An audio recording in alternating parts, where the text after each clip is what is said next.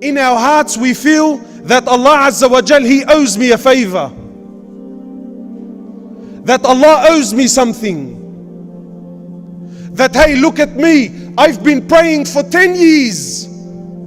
All these people doing haram, looking down at the people around you. Alhamdulillah, I don't do what they do. I pray, I fast, I read Quran, I do what I'm supposed to. So therefore, though we don't say it on our tongues, but wallahi in the depths of our hearts, in places we don't talk about, in your heart you feel like, I'm better than these people and Allah owes me something. And then there's the other side of the fence. The brother and the sister who don't pray, don't fast, they don't have time for deen. Don't come to me with your fairy tales about the Prophet of Allah, and don't come and tell me that what I'm doing is haram and halal. Let me do as I please, you know. Wallahi, my brothers and sisters, today I'm here to speak about both of us. My brothers and sisters, we need to understand something with depth. That Allah Azza wa Jal, the King, the Master, doesn't need anyone. Allah subhanahu wa ta'ala doesn't need your salah. Allah doesn't need your fasting. Allah doesn't need your tasbih. Allah doesn't need your dhikr. Allah doesn't need your money. Allah doesn't need the $10 or whatever currency you use as you leave. Brother walks into the masjid, prays his Jum'ah, and as he leaves, you know, he leaves a couple of dollars in the box. He feels like Allah owes him something. Well, I got news for you, man. Allah doesn't owe you anything. We are in debt to Him subhanahu wa ta'ala. When did the time come where you and I started thinking that Allah owes us anything? The Prophet of Allah sitting with Sahaba in the authentic hadith. And please, you know, I don't want you to just listen to the hadith because I'm sure you've heard it.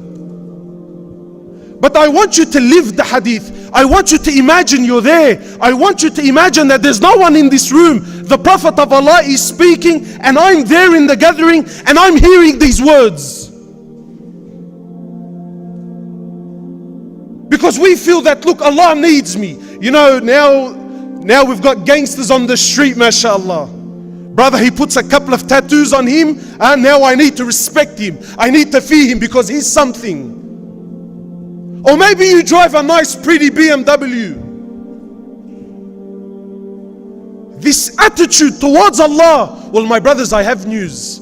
Allah doesn't need anyone. The Prophet of Allah in the authentic hadith, sitting with the Sahaba, Allahu A'lam, maybe in a gathering like this. But sitting with Sahaba, sitting with the greatest ummah that ever walked the earth. Not my opinion, not the opinion of the ulama and the mashayikh. Allah Azza wa Jal in Quran says, I am pleased with them and they are pleased with me. The Prophet of Allah speaking to these people, what does he say? He says, I see what you don't see and I hear what you don't hear. He says, أَطَّتِ السَّمَاءُ وَحُكَّ لَهَا أَن طَئِتْ. The Prophet of Allah speaking to Sahaba. He says, I see what you don't and I hear what you don't. He says, verily the heavens have squeaked and they have every right to squeak. What's he talking about, sallallahu alayhi wasallam? He says the seven heavens have squeaked. You know the seven heavens, my brothers and my sisters. You know, everything you see in this world, scientists tell us now today that we can only see a keyhole. We can only see a minor percentage of what's out there. The sun is supposed to be one of the smallest stars in our galaxy. And it's millions of times bigger than the earth. In fact, I heard one scholar say, he says, if we were given, and please give me attention. He says, if we were given 1 second to name every star in our galaxy, and our galaxy is one of millions. He says, if we were given 1 second to name every star in our galaxy, you ready for this? He says, it will take 300 trillion years and you still would not name every star in our galaxy. And all this is samawat al-ula. And the Prophet of Allah in another hadith, he says, do you know the distance between the first heaven and the second? He says it's a distance of 500 years.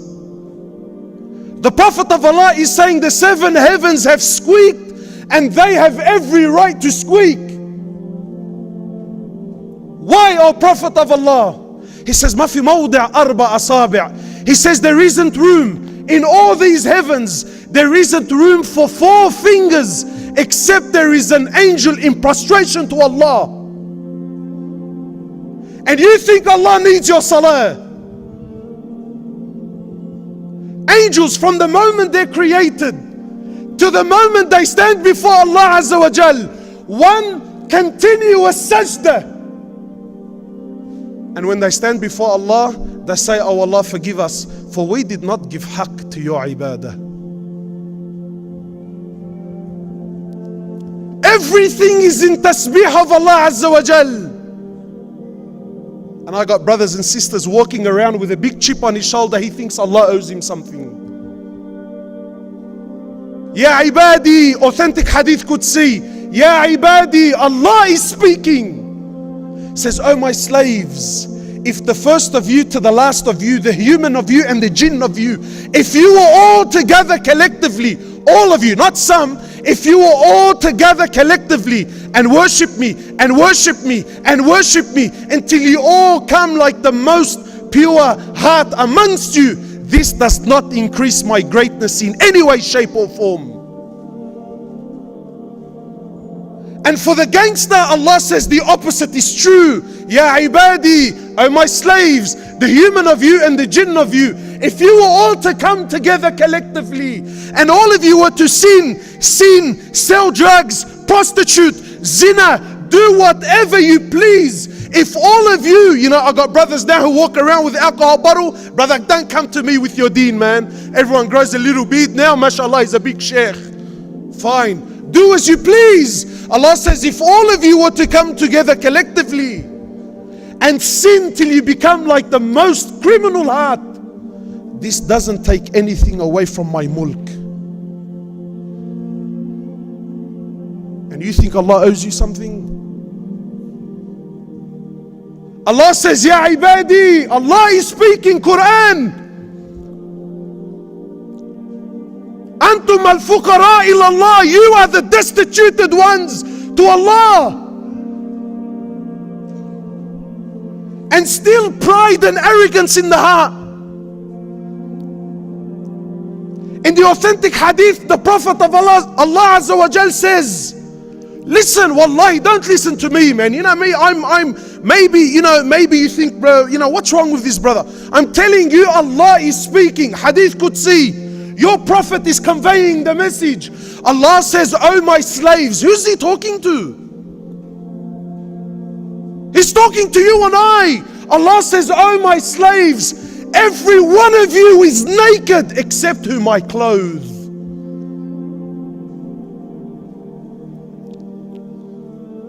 Today a brother buys a pair of Gucci shoes, he can't talk to him anymore. Sister buys a Louis Vuitton bag, Allahu Akbar. We used to be friends. Allah says, every one of you is naked except whom I clothe. Where did this pride and arrogance come from? Allah says, every one of you is hungry except whom I feed. And every one of you is lost except whom I guide. And you think Allah needs you? Where is this honor towards Allah Azza wa Jal? Where is this respect? Whether you're a gangster or you think you're a sheikh, where is this adab come? You think Allah needs us, my brothers and sisters? Do you really? Prophet of Allah speaking to Sahaba. Who's he speaking to? the greatest ummah that ever walked the earth. And he says, none of you will enter Jannah through your actions. None of you. So I got brothers now who, because he's been to Hajj, you can't call him Muhammad anymore. He gets upset. Brother, that's Hajj Muhammad. It's Hajj Fatima. Really? What, you feel in your heart that you're a level above the rest now? Prophet of Allah, he spoke to people who happily, openly, willingly gave their lives, their families, their wealth, their homes. They gave fidaka abi wa ummi ya Rasulullah. This was common language amongst the Sahaba. We will happily sacrifice our mothers and our fathers for your pleasure. The Prophet of Allah speaking to them. You think Allah owes you something because you put $50? These people gave their lives and still felt like it was insignificant in the eyes of Allah. The Prophet of Allah speaking to this ummah says, none of you will enter Jannah through your actions. So they asked, O Prophet of Allah, even yourself? He says, even I. Has there ever been a greater abid to Allah than the Prophet Muhammad sallallahu alayhi wasallam? Has there ever been a greater abid? Has there ever been a greater alim? Has there ever been a greater prophet? Has there ever been a greater husband? Has there ever been a greater teacher? Has there ever been a greater mercy to humanity than the Prophet of Allah? But even he sallallahu alayhi wasallam in the authentic hadith, he says, even I, except and only if Allah Azza wa Jal is to have mercy upon me. The Prophet of Allah tells us of a man who worshipped Allah for 500 years. He worshipped Allah for how long? For 500 years. Then when he came and he stood before Allah Azza wa Jal, Allah says to the angels, take him and enter him into the paradise through my mercy. You know what I love about the hadith? The sincerity of the man. He says, oh Allah, though I appreciate that I'm going to paradise, but I heard you say enter through your mercy. Oh Allah, I don't want to enter through your mercy. I want to enter through my actions. I worshipped you for 500 years. Surely that is worth something.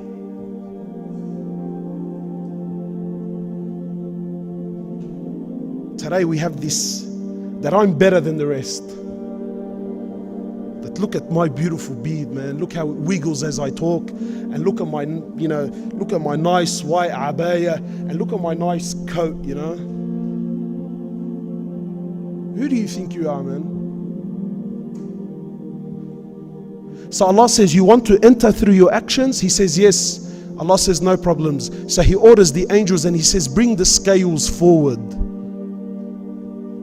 Allah says to the angels, put his 500 years of worship on one end of the scale and just only put the ni'mah, only put the blessing that I gave him to be able to see with his eyes. Just the blessing of seeing, put that on the other end of the scale. The ni'mah of seeing outweighed the worship of 500 years. So He says to the angels, take him and cast him into the hellfire. Then and only then did he realize that my ibadah equal to nothing without Allah's mercy. Then he begs Allah and he says, oh Allah, I am content with your mercy. To understand with yaqeen, with certainty, my brothers and my sisters, forgive me, if the words are a bit harsh, wallahi, forgive me. But I rather rattle the cage here than we die and stand before Allah and get the biggest shock of your life. But to understand, I'm not talking to the crowd. I'm talking to you. I'm talking to myself. To understand with conviction that everything you see around you here, don't be fooled. Don't be fooled. Wallahi, every single human being that ever came, that exists, that is ever to come into this world, please stay with me here, please. Every human being that ever came, that exists, Muslim and non-Muslim alike. Every human being, every jinn. Wallahi, my brothers and my sisters, every animal, every insect on the face of this earth. Wallahi, every country, every government, with all its might, with all its power, with all its technology, with all its money, with all its luxuries, with everything that you and I desire, with all its armed forces, its rifles, its tanks, its air forces, everything you see around you, everything, with the exception of nothing. Every country, every land, every tree, every ocean, every bird that takes flight, every beast that walks on four legs, every grain of sand, every leaf on the tree, every country, every planet, every star. Wallahi, the first heaven, the second heaven, the third heaven, the fourth heaven, the fifth heaven, the sixth heaven, the seventh heaven, all the angels, Mikael, Jibrail, Israfil, the ocean above the seven heavens, the eight that carry the throne of Allah, the throne of Allah, the kursi of Allah, all are dead. All are dead.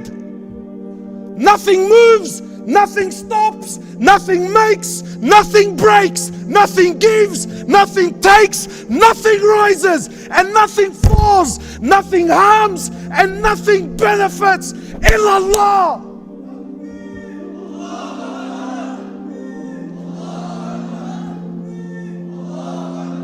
To understand with certainty that La ilaha illallah,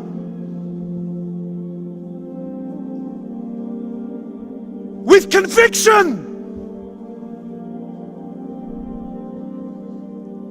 He is the Almighty, He is the King, the Malik subhanahu wa ta'ala, Al-Hayyul Qayyum. He's the ever-living. So you might tell me, brother, but I'm living. What's so special about Allah's living? No, your living is dependent on His existence, whereas He exists without you. لا تأخذه سنة ولا نوم. Allah doesn't get tired. Allah doesn't get fatigued. Allah doesn't sleep. Ibn Kathir mentions in the tafsir of this ayah, he says, you know, some Jews, they came to Musa alayhi salatu wassalam, and they asked Musa, they said, oh Musa, does Allah sleep? So Musa asks Allah, he says, oh Allah, do you sleep?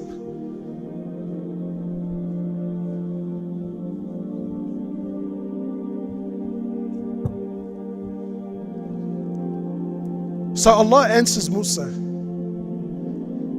He says, Musa, tonight you have to stand the whole night, and you have to hold 2 glass bottles, and you can't sleep. So Musa, being a prophet, he does as instructed. He stands up holding his 2 glass bottles. The first part of the night passes by, his eyelids are getting heavy, and before the night could finish, he fell asleep, he falls to the floor, and the glass bottles come crushing down. So the angels, they returned to Musa and they said, oh Musa, if Allah was to sleep but just for a moment, the 7 heavens would come crushing down onto the earth like your bottles smashed the floor.